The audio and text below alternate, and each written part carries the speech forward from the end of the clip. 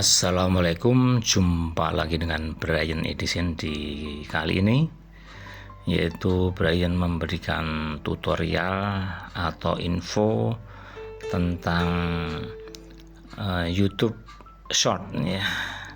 Lalu apa gunanya atau fungsinya atau manfaatnya dalam membuat video short yang maksimal 1 menit itu. Oke, kali ini Brian akan menyampaikan beberapa hal manfaat atau fungsi dari YouTube Short. Oke, ikuti saja video berikut ini.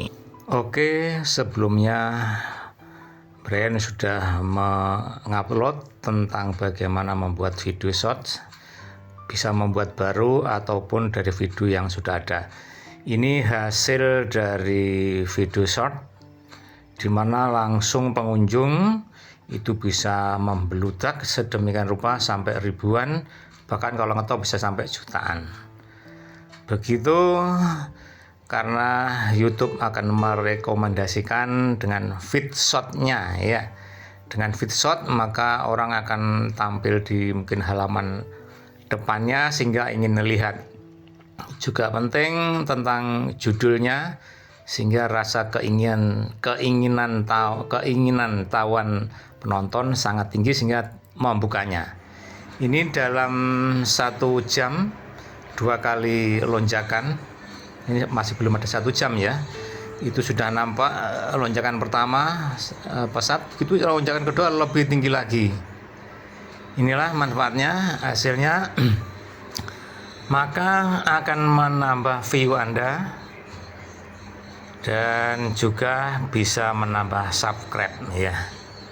Kita lihat ya, subscribe langsung bertambah. Begitu asal videonya disukai oleh pemirsa. Ya, demikian.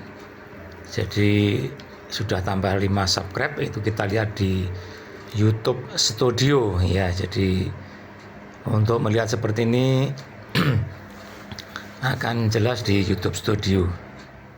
Demikian, mudah-mudahan bermanfaat untuk Anda untuk meningkatkan view maupun subscribe agar kita semakin banyak monetisasinya. Oke, sampai jumpa di edisi berikutnya. Bye bye.